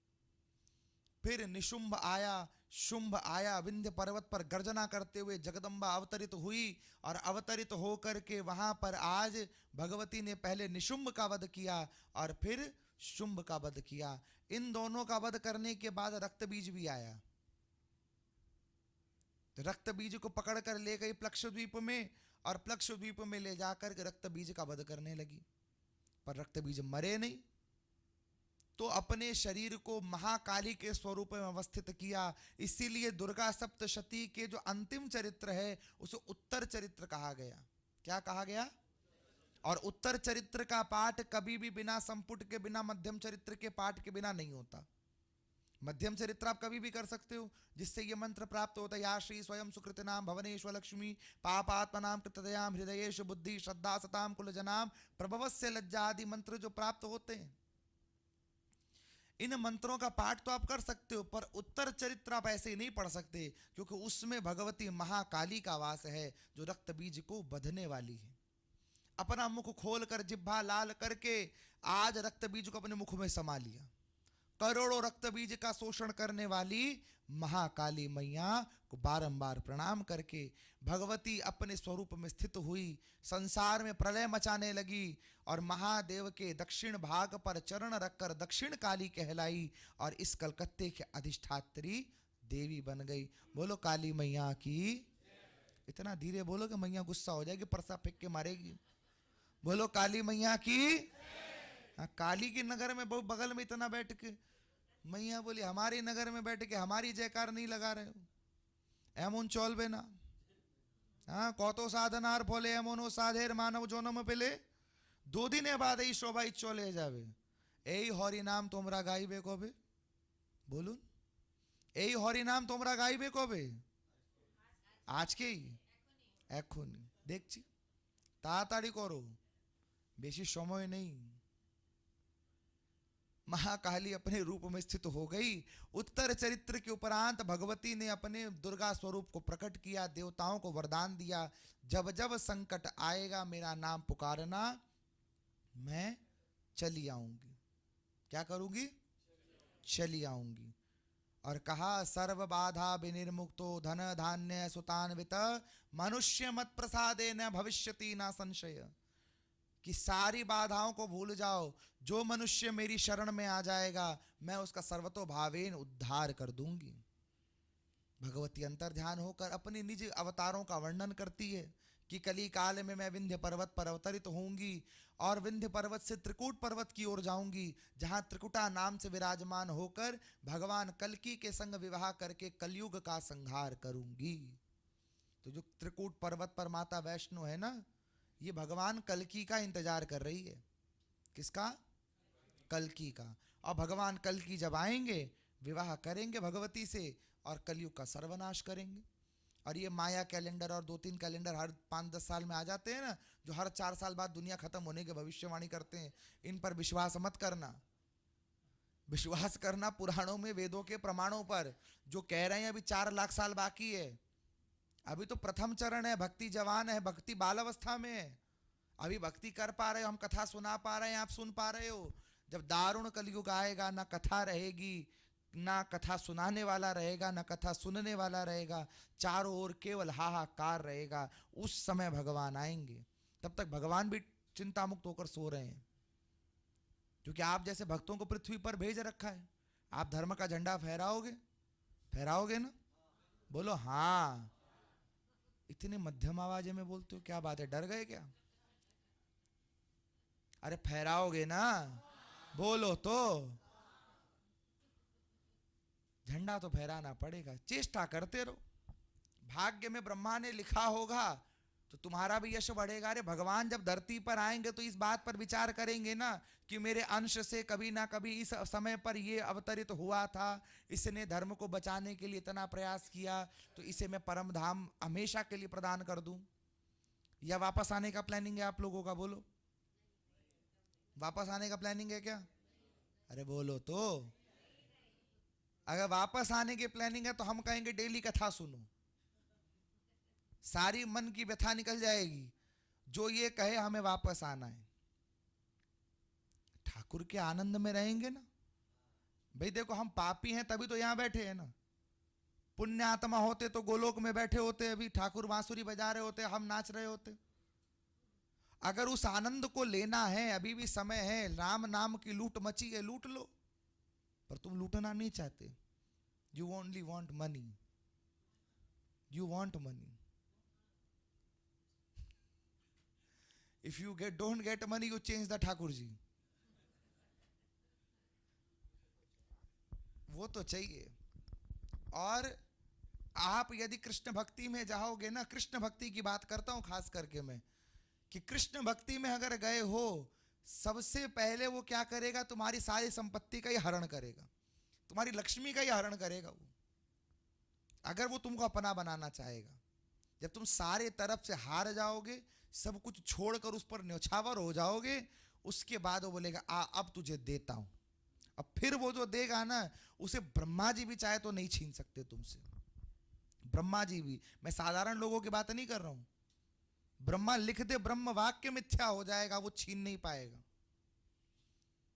अष्ट सिद्धियों की कथा आती है मार्कंडेय पुराण में। भगवती के अंतर्ध्यान होने के बाद 8 सिद्धियों की बात होती है कि ये 8 सिद्धियां जिसको प्राप्त हो जाए या एक भी प्राप्त हो जाए, ये 8 कभी भी एक जनरेशन से दूसरे जनरेशन में नहीं जाती। यदि आपको मिली तो आपके साथ ये सिद्धि भी चली जाएगी। आपको भगवान कह दे आज 500 करोड़ देंगे, पर कल मर जाओगे, लोगे क्या? अरे बोलो। नहीं, तो आप बढ़िया बिजनेसमैन के साथ नहीं रहे हो अभी भाई। हमने तो सीखा है बिजनेसमैनों के साथ जितनी हमारी चर्चा, भगवान दे रहा है, आगे वालों के तो काम आएगा, हम तो चले जाएंगे, आगे के तो काम आएगा। और हमें अगर भगवान कहे मतलब प्रभु दो, अवश्य दो, अरे दे के जाएंगे किसी को, और एक ट्रस्ट बना के चले जाएंगे। हर साल 5 कथाएं होनी चाहिए, हर साल 5 कथाएं होनी चाहिए, और उन 5 कथाएं में कम से कम 1000 लोग जीवने चाहिए, तो वो धन सार्थक होगा। अरे धन सार्थक होगा तो जो आयोजन करने वाले वो सार्थक होंगे। और क्योंकि हमने एक दिन पहले ही उस अनुपम छवि का दर्शन किया होगा, हमारा मोक्ष तो गारंटीड हो जाएगा, होगा ना? बोलो हाँ। सोचो, क्रिटिकली सोचो, हवा में मत चलो। भगवान खाली देने के लिए, भगवान कभी कभी लेने वाला भी होता है। यशोदा जी से नहीं लिया क्या सुख चैन? बोलो लिया ना। मीराबाई से नहीं लिया, सूरदास से नहीं लिया, लिया ना। सूरदास जी को आंखें दी थी भगवान ने, और आंखें देकर उस मनमोहन छवि का दर्शन जब सूरदास ने किया कहा वरदान मांगो सूरदास। भगवान अगर वरदान देना चाहते हो, सक्षम हो, तो आंखें वापस ले लो। अब क्यों ले लो? बोले जिन नैनन में श्याम समायो बामे समावे कछु नाही, कि जिस नैन से हमने अब तुम्हारा दर्शन कर लिया, अब हमें कुछ देखने की चाहत ही नहीं है। वो स्थिति भक्ति की स्थिति है। हम तो अभी दया पर जी रहे हैं। भगवती योग माया अगर हो जाए तो आपको परब्रह्म से मिला देगी, और यदि महामाया के पास रहोगे, जो इस संसार की माया में व्याप्त रहोगे, तो कभी वहां तक नहीं पहुंच पाओगे। श्रीमद रामकृष्ण परमहंस स्वामी को जब भगवती का साक्षात्कार हुआ तो उनको एक खड़ग दिया गया। अब कहा जब काली दिखे तो प्रहार करो। क्या कहा गया? काली दिखे तो काली पे प्रहार करो। रामकृष्ण परमहंस को कहा, पर गुरु आज्ञा थी, उठाया खड़ग, उस समाधि की स्थिति में उस माया का खंडन किया। और जब माया का खंडन किया तो वो त्रिपुर सुंदरी, वो महाभगवती, वो महातेजस्वीमान, वो सूर्य सदृश महाकाली भगवती साकार उनके सन्मुख हो गई। हुई ना? और उसकी लीला कथा क्या है, वो तो बंगाल की धरती पे बताने की जरूरत ही नहीं है। केवल उनके एक अंश को धारण किया स्वामी विवेकानंद ने, और उनके ज्ञान का डंका पूरी दुनिया मानती है। मानती है ना? बोलो हाँ। स्वामी विवेकानंद के पास अमेरिका में एक स्त्री गई, कहा मुझसे विवाह करो, मुझे आपके जैसी संतान चाहिए। तुरंत उन्होंने अपने आसन से खड़े होकर उसके चरणों में प्रणाम किया, और प्रणाम करके कहा, मां बोलो क्या आज्ञा है। क्या कहा? मां कहो क्या आज्ञा है। ऐसा गुरु का आशीर्वाद उन्हें मिला कि अगर कोई साधारण व्यक्ति होता, संभवतः वो बातों में उलझ जाता, पर स्वामी विवेकानंद थे जिन्होंने प्रेजेंस ऑफ माइंड का प्रदर्शन किया, और भगवती के कृपा पात्र श्री रामकृष्ण परमहंस के अहेतु की दया से आज उनके ज्ञान का डंका विश्व भर में बज रहा है, जिनके नाम से विश्व हमें जानता है। तो हम भी तो उस भूमि से कुछ प्राप्त कर सकते हैं, हम आने वाली पीढ़ी को प्रदान कर सकते हैं, पर हम करना नहीं चाहते। भगवती ने राजा सूरत को वरदान दिया कि तुम आगे आने वाले मनवंतर में मनु हो जाओगे, और यही राजा सूरत जो स्वरोचिष मनवंतर यानी दूसरे मनवंतर में हुए, ये अब 9वें मनवंतर के मनु बनेंगे, जिसका नाम होगा सावर्णी मनवंतर। क्या होगा? जो इस वैवस्वत के बाद आएगा। इसके बीच में काल युक्त रैवत मनवंतर, रेवती नक्षत्र के पतन से ये मनवंतर आया। स्वयंभू के बाद चाक्षुष मनवंतर आया। हर मनवंतर की अलग अलग कथाएं सुनाई हैं वहां मार्कंडेय पुराण में। इन मनवंतरों के अंतस्थ वैवस्वत मनवंतर आया, जिसमें हम और आप सभी हैं। और चाक्षुष मनवंतर में इंद्र हुए, उनका नाम है सुशांति। क्या नाम है? यही सुशांति इतने धर्मात्मा हुए कि आज भी स्वस्ति वाचन में उनका नाम लिया जाता है, सुशांति भवतु सर्वदा। स्वस्ति वाचन आपने सुना हो, यदि सुना है ना? स्वस्ति ना इंद्रो वृद्धश्रवाः नहीं सुना आज तक? तो उसी क्रम में, उसी के स्वस्ति वाचन स्वस्ति श्लोक में जो सुशांति नाम आता है, ये इंद्र का नाम है। और ऐसे ही 14 मनवंतर में 14 मनु, 14 इंद्र, हर मनवंतर के सप्तऋषि अलग, परंतु ब्रह्मा विष्णु महेश अपने आसन पर विराजमान रहते हैं। सूर्यवंशी राजाओं की कथा सुनाई, खनमित्र के वंश की कथा सुनाई, नागों के वंश की कथा सुनाई, मदालसा की बृहद कथा सुनाई। मदालसा जन्म लेते ही अपने पुत्रों के कानों में मंत्र फूंक देती, जब उनका नामकरण होता तो हंसने लगती, और हंसती तो राजा पूछने लगा 2-3 संतानों के बाद तुम हंसती क्यों? बोले मैं इस लड़के से पूछती हूं कि तू इस नाम को सुनकर इतना उछल क्यों रहा है, नाम तो तेरे शरीर का रखा है, आत्मा का तो तुझे आज भी अता पता नहीं है। और ऐसा आत्मज्ञान भर देती कि वो राजगद्दी नहीं लेते, वनवास को चले जाते।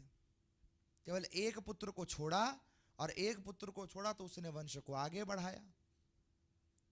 ऐसे ही कई चरित्रों का वर्णन मार्कंडेय पुराण में है। समाधि नाम के वैश्य ने भगवती से वरदान मांगा कि मोक्ष दे दो। इस पूरे चरित्र को जगत गुरु शंकराचार्य ने महिषासुर मर्दनी स्तोत्र की एक लाइन में समझा दिया है, एक श्लोक में केवल समझाया है। कौन कौन राजा गए थे मेधा के पास?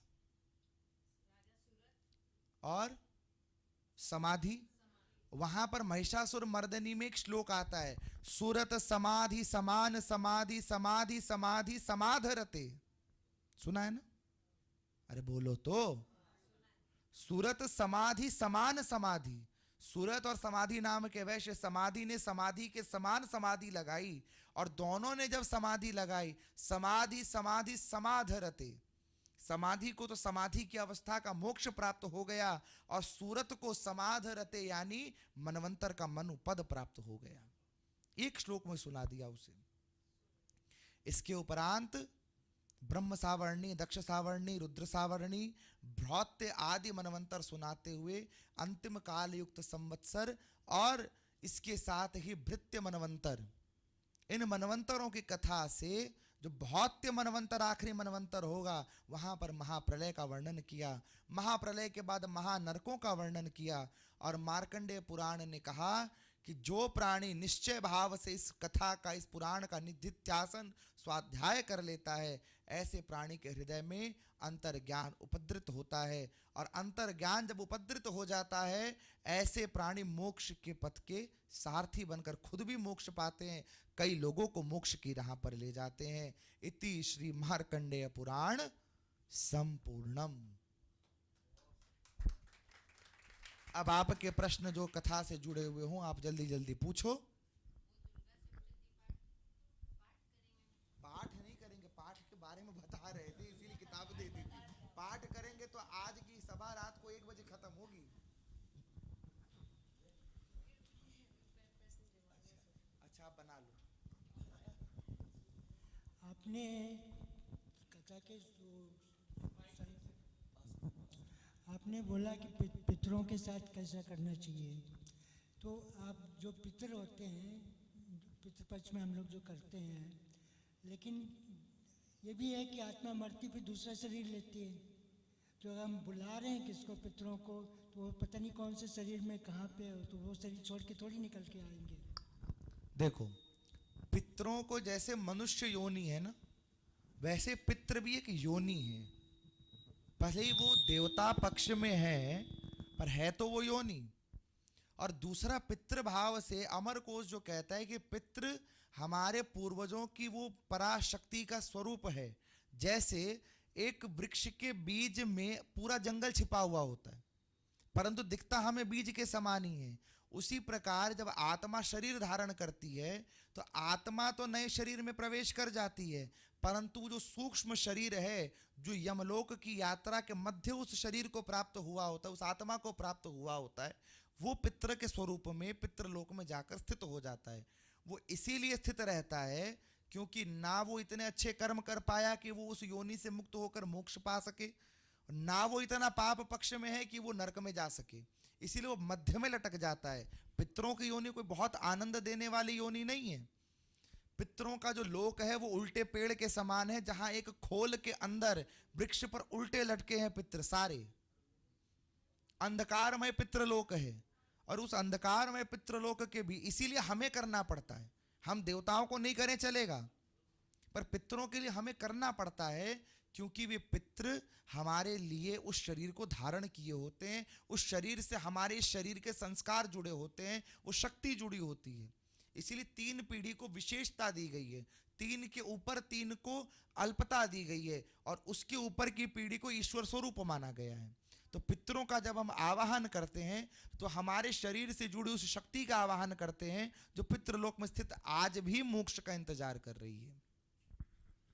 और किसी ने पूछा ये? अच्छा, तो गया जी करने का जो भाव है कि गया करने का जो मूल उद्देश्य पितरों को मोक्ष प्रदान करना है।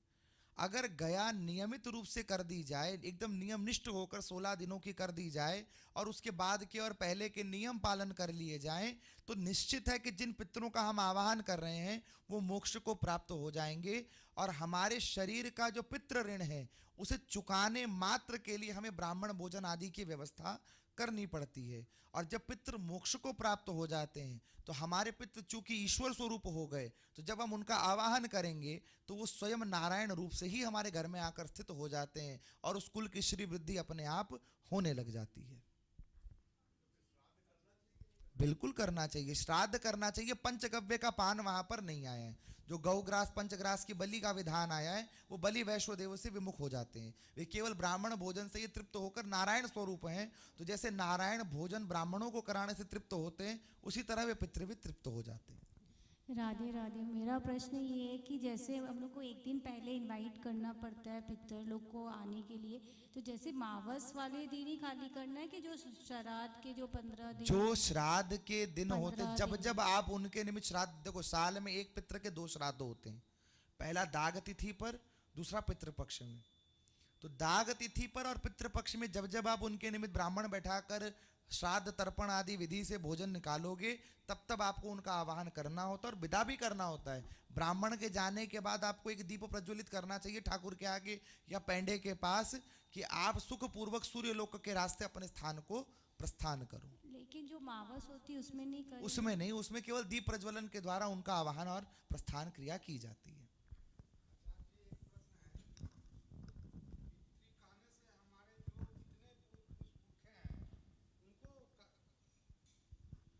पितृपुरुष कहने से हमारे जितने पुरखे हैं ऊपर, उनको ही ना संबोधित किया जाता है। तो मैं देखा हूँ यहाँ बंगाल में हमारे यहाँ जो श्राद्ध होता है वो मातृकुल वाले पुरखों का भी किया जाता है। मैंने जैसे मेरे पिताजी गुजरे तो उनका भी, और मेरी माँ की जो लोग हैं तो वो क्या दोनों का ही। देखो, जब आप अकेले पिता के कुल से जन्म नहीं लेते हो, जब भी आपका जन्म होगा तो पिता का बीज और माता की रज से मिलकर आपका जन्म होता है। तो दोनों कुल के पितरों को मोक्ष देने का आपको अधिकार प्राप्त है। और दौहित्र के द्वारा जब मोक्ष प्रदान होता है, दौहित्र के द्वारा जब नानी नाना मामा मामी आदि को जब पिंड प्रदान होता है, तो वो सुख पूर्वक उस पिंड को ग्रहण करते हैं। ये उनका अधिकार है वहां पर। प्रणाम। मैं ये पूछ रही थी, कुल देवी की जो आपने पूजा की विधि बताई है, कुल देवी की पूजा का क्या स्वरूप होना चाहिए? अगर आपको देवी का ज्ञान है कि आपकी कुल देवी कौन है, तो उनकी पूजा पद्धति जैसे उनके मंदिर आदियों में उनकी पूजा की पद्धति है, वैसे आपको करना चाहिए। यदि किसी किसी को ज्ञान नहीं है तो भगवती की प्रिय तिथि नवमी है। नवमी को दुर्गा का स्वरूप एक अपने घर में स्थित करके उन्हें ही अपनी कुल देवी का भाव रखकर और ये प्रार्थना करके, हमारे कुल में आप किस रूप में स्थित हो, अपना वो रूप प्रकट करो। श्रद्धा भाव से उसी रूप की नियमित पूजा की जाए तो भगवती अपना स्वरूप किसी न किसी माध्यम से प्रकट कर देती है।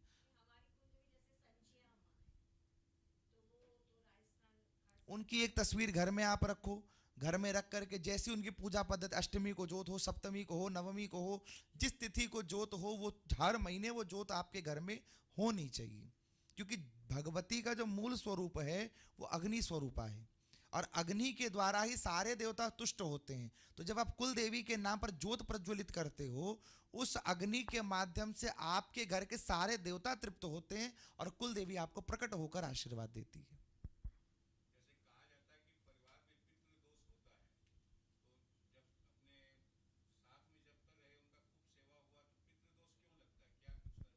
देखो, साथ में रहते हुए आपने सेवा बहुत की क्योंकि आपको उस सेवा का ज्ञान था, परंतु उनके जाने के बाद कई जगहों पर आपकी न्यूनता रह जाती है, कुछ अज्ञानता के कारण, कुछ परिस्थिति के कारण, कुछ क्रियाओं की और कुछ सामग्री के अनुपलब्धता के कारण। अब जब वो न्यूनता वहां पर रह जाती है तो उनकी जो गति है वो उचित प्रकार से नहीं हो पाती।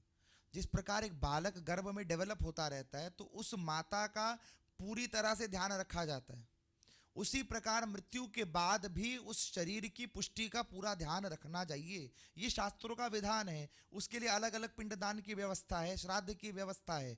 यदि आप उस व्यवस्था को उचित प्रकार से पालन नहीं करो तो पितरों को आपके द्वारा दिया गया पिंड प्राप्त नहीं होता। और इसी के मार्जन के लिए मार्कंडेय पुराण में इस स्तोत्र का पाठ बताया गया, जिसे अर्चितानाम संभूताम के रूप में स्थित किया गया है। तो यदि आपको न्यूनता हो रही है, आपके पास ज्ञान की अनुपलब्धता है, तो ऐसी स्थिति में आप उस स्तोत्र का पाठ करो, पितरों से प्रार्थना करो कि हम अज्ञानी हैं और हमेशा भगवान नारायण के चरणों में नतमस्तक रह करके कि प्रभु हमारे पितरों को मोक्ष प्रदान करो। हम पूजा पाठ आदि किसी कर्म को नहीं जानते और जितनी हो सके उचित ब्राह्मणों द्वारा पिंड दान आदि का कर्म करवाना चाहिए। यहाँ पर एक बात और बताते चलूं कि किन ब्राह्मणों को बुलाना, इसके विषय में भी डिटेल्ड कथा है। हर प्रकार का जैसे ब्राह्मण घरों में विशेष करके देखा गया है कि आप श्राद्ध के दिन यदि स्त्री का श्राद्ध है तो आप स्त्री को ही भोजन कराते हो, पर पुराणों में वेदों में इस बात का स्पष्ट रूप से खंडन है। आपको स्त्रियों को जिमाना आप जिमाओ, लेकिन पितरों के नाम का भोजन हमेशा यज्ञोपवीतधारी, संध्या कर्म करने वाले या पूजा में प्रवृत्त रहने वाले ब्राह्मण को ही कराना चाहिए। और ऐसे कर्म में न्यूनता जब रह जाती है, हम कई बार गद्दों पर बैठाकर भोजन करा देते हैं, कई बार हम डाइनिंग टेबल पर बैठाकर भोजन करा रहे हैं, पर भोजन कराने की परंपरा है पूर्वाभिमुख ब्राह्मण बैठे, नीचे जमीन पर आसन लगाए, जहां पर कुशा रखी हो उसके अगल बगल रक्षा मार्जन किया जाए, तुलसी पत्र छोड़े हुए पात्र में, शुद्ध पात्र में जल के द्वारा आचमन किए हुए वे ब्राह्मण जब भोजन करते हैं, देवी स्वधा का ध्यान करते हैं, तब जाकर वो भोजन पितरों को प्राप्त होता। और दोष तभी लगता है आप भोजन तो खिला रहे हो पर उन्हें वो प्राप्त नहीं हो रहा। भूख आपको लगे, भोजन बगल वाला खाए, आप तृप्त हो जाओगे क्या? नहीं होगे ना। उसी प्रकार पितृ तृप्त नहीं होते, भले ही आप बहुत कुछ कर रहे हो, पर अज्ञानता इतनी हावी हो जाती है कि वो दोष का कारण बन जाती है। और ये केवल एक को परेशान नहीं करती, पूरे कुल को परेशान करती है। क्योंकि जब तक पितृदोष रहेगा संतान का उद्भव नहीं होता संसार में, उस कुल में संतान का जन्म नहीं होगा, उस कुल में पुत्र का जन्म नहीं होगा, पुम नामक नरक से मुक्ति नहीं मिलेगी। इसीलिए पितरों के लिए उचित प्रकार से विशेष विधियों के द्वारा ही श्राद्ध आदि करना चाहिए। आगे पितृपक्ष आ रहा है, इसीलिए हम कहेंगे मार्कंडेय पुराण घर में रखो, उनमें श्राद्ध देव की विशिष्ट विधि दी गई है। यदि समझ सको तो उचित है, नहीं तो एक सत्र हम केवल श्राद्ध विधि पर ही यहाँ पर कर लेंगे, वो उचित रहेगा। भगवताचार्य जी को प्रणाम करते हुए निवेदन करता हूँ कि आज आप भगवताचार्य के सही वेशभूषा में प्रकट हुए हैं, इसलिए सभी का मन गदगद है। मेरी समझ में, मेरी राय से, मेरे से सभी सहमत हो सकते हैं, सभी सहमत होंगे। सही रूप में प्रकट हुए हैं, आपका आसन भी सही लगा है। अब मेरा एक निवेदन है कि आपको सुनने के लिए यहाँ सब लोग इकट्ठे हुए हैं, ज़्यादा से ज़्यादा सुनना चाहते हैं, लेकिन हम पिछले कुछ सत्रों से पूरा आपको सुनने से वंचित रह जाते हैं। आपका देर से आगमन होता है, इसलिए हम लोग वंचित रह जाते हैं, ये हमारा नुकसान हो रहा है। यही एक प्रश्न जिज्ञासा थी मन में, मैं समझता हूँ सभी मेरे से सहमत होंगे। देखो, इस समस्या के समाधान के लिए हम पिछले सत्र में समय से पूर्व आ गए थे, लेकिन हमने देखा यहाँ श्रोता अपूर्ण रह गए। अब हम अगर पहले आके बैठ गए और जो श्रोता रास्ते में इस भाव से आ रहे हैं कि हम पूरी कथा सुनेंगे, वो उस कथा से वंचित रह जाते हैं। तो हमारे ठाकुर जी इतने दयालु हैं, वो ब्राह्मण का, कथाकार का अपमान तो सहन कर लेंगे, पर श्रोता की कथा छूटे इस भाव को सहन नहीं कर पाते, इसीलिए हमें देर करा देते हैं।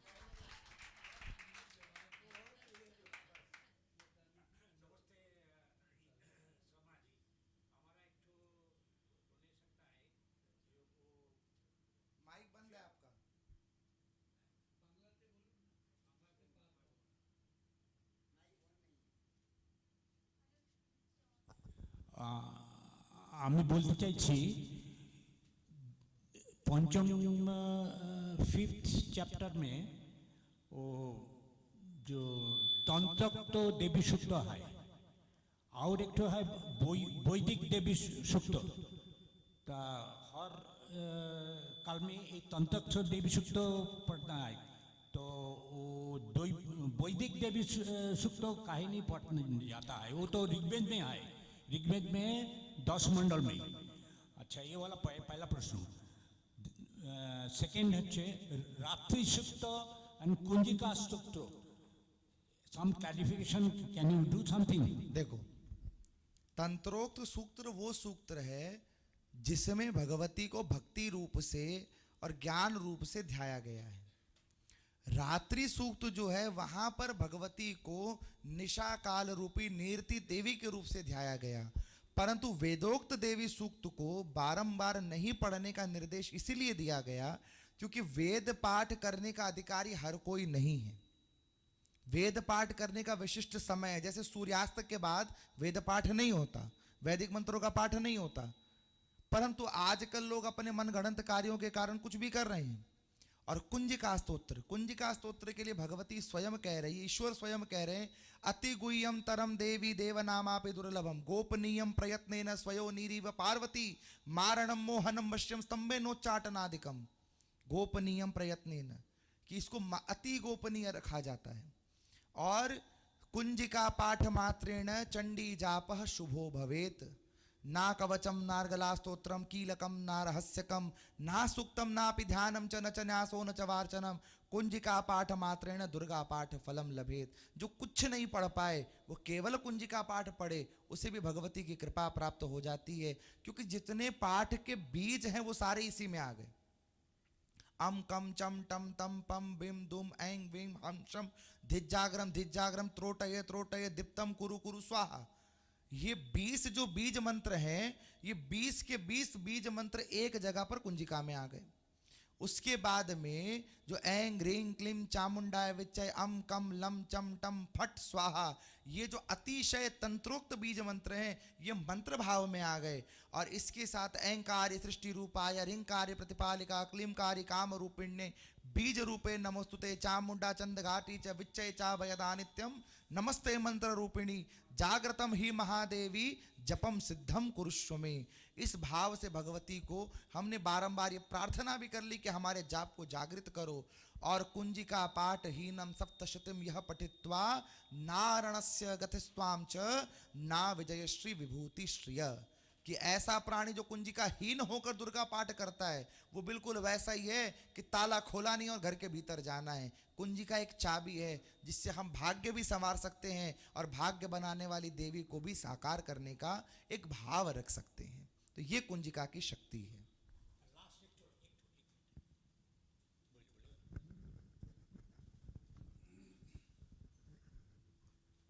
मेरे मन में एक प्रश्न आया। आपने कहा अपने इष्ट के प्रति एक निष्ठता रहनी चाहिए। जो वैष्णवगण हैं वहाँ पर प्रभु राम की या प्रभु कृष्ण की सेवा और भक्ति होती है और कोई अन्याश्रय न करने का निर्देश भी गुरुजनों द्वारा दिया जाता है। तो देवी पूजन, देवी की प्रार्थना और दूसरी तरफ अपने इष्ट के प्रति एक निष्ठता, यहाँ पर कहीं कोई कंफ्यूजन तो नहीं रह रहा है? क्या बात है, कोई मेरे समझने में भूल हो रही है? देखो, जब भी हम ये बात कहते हैं कि हम एक निष्ठ रहें, इसका अर्थ ये नहीं कि हम अन्य स्वरूपों का अपमान कर दें। जैसे हम यदि कहें कि कोई व्यक्ति हमारा पिता है, वो पिता के रूप में पूज्य है, पर हम कहें कि वो हमारे दादा के बेटे के रूप में पूज्य नहीं है, ये बात अस्वीकार्य है। मूल रूप से उसी पराशक्ति का एक ही स्वरूप के अनंत स्वरूप बनाए गए।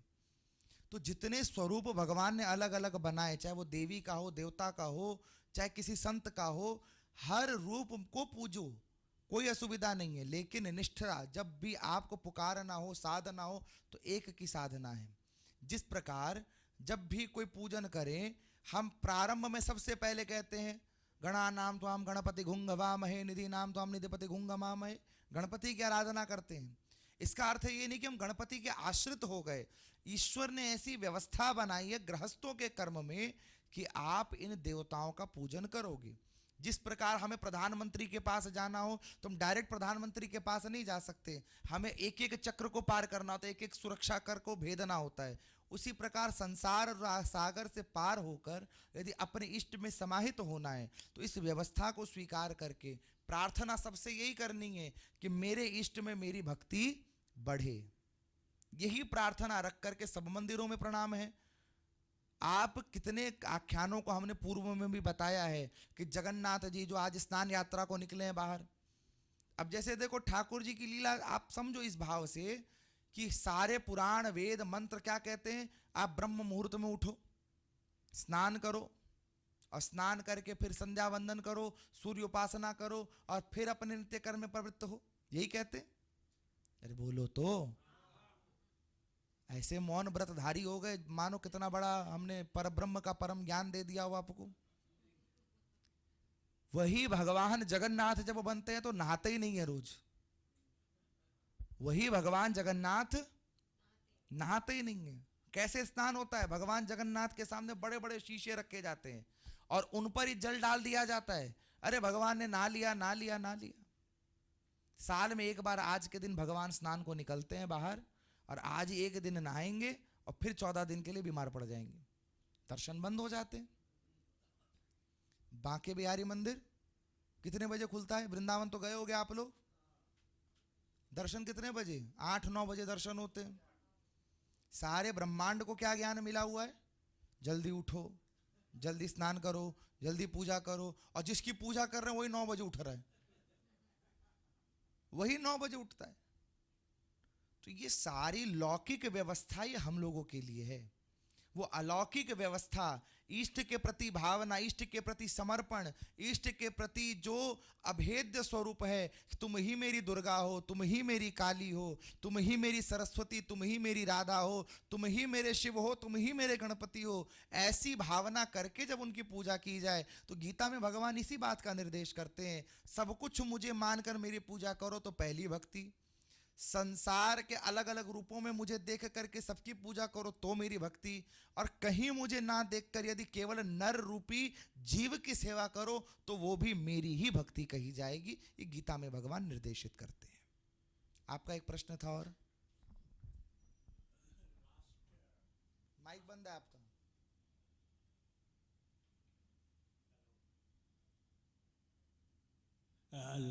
लास्ट जो लेक्चर हुआ था वो मार्कंडेय पुराण का 7th चैप्टर जो है उसके लिए विश्वामित्र एंड हरिश्चंद्र एपिसोड, उधर का 6 श्लोक में रौद्रो विघ्नो ये बोला है। वो बोलता है इंग्लिश में, वो दे opposite of any undertaking, the opposition of any undertaking. Can you explain this thing?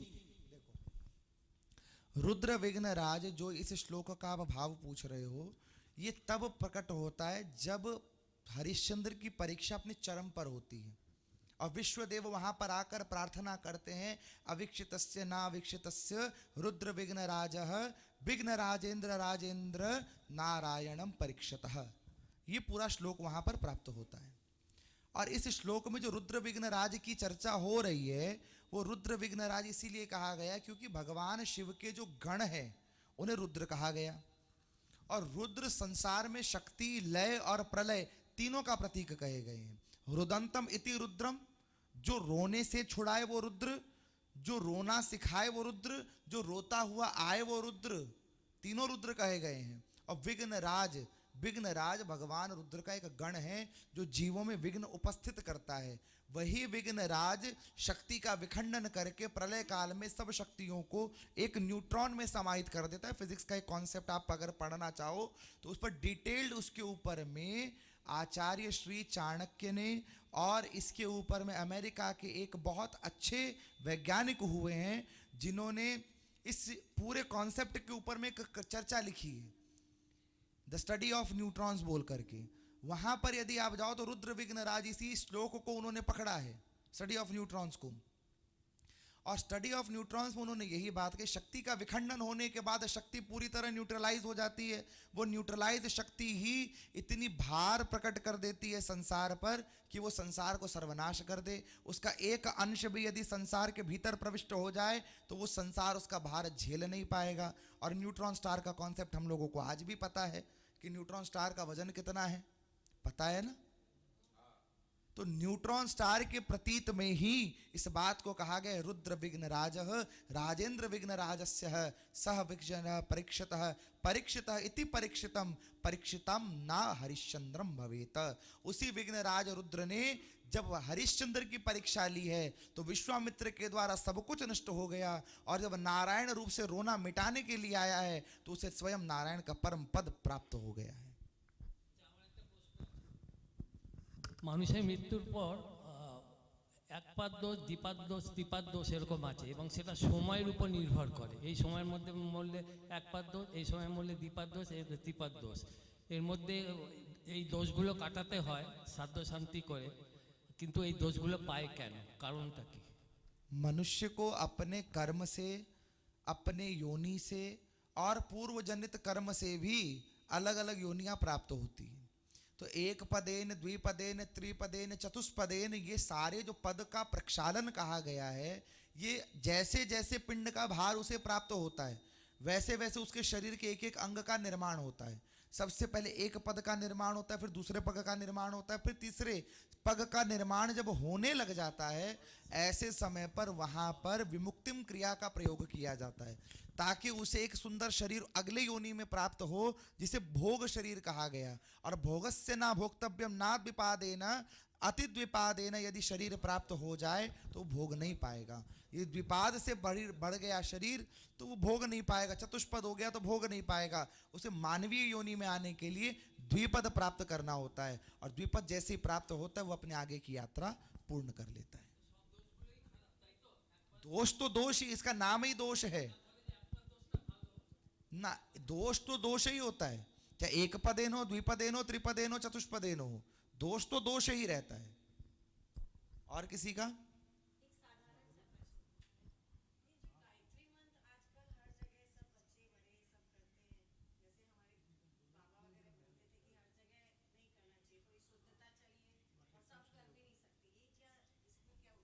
देखो गायत्री मंत्र, आप जिस गायत्री मंत्र की बात कर रहे हो उसका नाम है ब्रह्म गायत्री, जिसमें भूर्भुवः स्वः ये मात्राएं आती है। ऐसे ही सारे ही गायत्री मंत्र विष्णु गायत्री, रुद्र गायत्री, गणपति गायत्री, सूर्य गायत्री मंत्र हैं।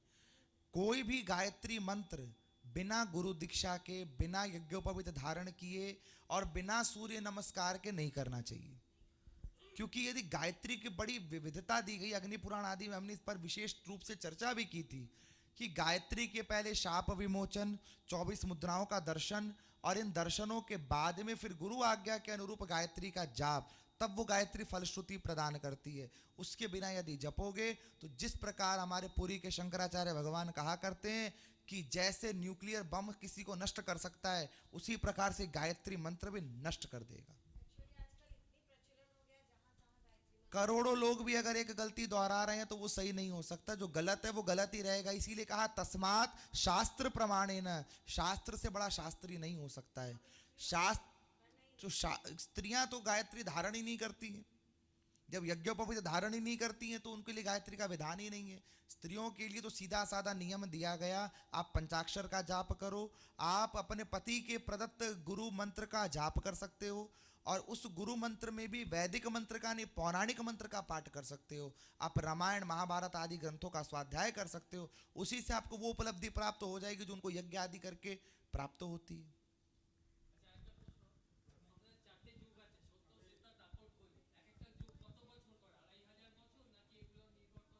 कलयुग का मान है 4,32,000, 4,32,000 कलयुग का मान है। इसका स्क्वायर कर दो, डबल कर दो तो ये हो जाएगा द्वापर का मान, उसका डबल कर दो तो वो त्रेता का मान, और उसका डबल कर दो तो वो हो जाएगा सतयुग का मान। तो कैलकुलेटर आपके पास फोन में होगा, इतना मैथ्स हमारा स्ट्रांग नहीं है। नमस्कार। आज हम स्वामी जी के बहुत आभारी हैं कि उन्होंने इतने अच्छे तरीके से हमें पुराण के विषय में और पुराण के साथ साथ हमें हमारे जीवन में नित्य नई जो दिन भर की जो प्रतिदिन की जो हमारी समस्याएं हैं या हमारे जो जिज्ञासाएं हैं उनको इतने अच्छे तरीके से हमें एक्सप्लेन किया। पुराण तो अलग अपने एक बड़ा विशद ग्रंथ है, लेकिन उसको इतने सरल रूप से और हमें जो हम समझ सकते हैं इसलिए किया। ये बहुत ही हम इनका आभार व्यक्त करते हैं। आज शायद ये मार्कंडेय पुराण का आज लंघ। अब अपने नेक्स्ट कौन सा पुराण रखेंगे? नेक्स्ट ब्रह्म पुराण या नारद पुराण रखेंगे, वो बता देंगे आपको। अच्छा, जैसे अभी शिवरात्रि मतलब सावन आएगा तो शिव पुराण नहीं? शिव पुराण अभी नहीं, अगले महीने सावन के समय पर शिव पुराण सुनाएंगे। अभी तो 2 सत्र, एक सत्र है अपने पास। तो ब्रह्म पुराण, ब्रह्म या नारद में से कोई। ठीक है। तो अब जो अगली चर्चा होगी उसके विषय में आपको पुराण का भी नाम देके हम आप सूचित कर देंगे। 21 तारीख को हमारी भजन संध्या है और 18 तारीख को उसका रिहर्सल। तो आप सभी लोगों ने जो अपने नाम दर्ज किए हैं वे 18 तारीख को रिहर्सल और भजन संध्या के दिन अवश्य हैं। और आकाश जी से भी अनुरोध है कि वे यहाँ पर एक भजन अवश्य गाएंगे, हैं? तो एक ही भजन जो है पूरा समय लेगा। हाँ, 5 रिहर्सल 5 बजे से है। हाँ, हम सभी भोजन साथ करेंगे और आपसे अनुरोध है भोजन के लिए पधारें।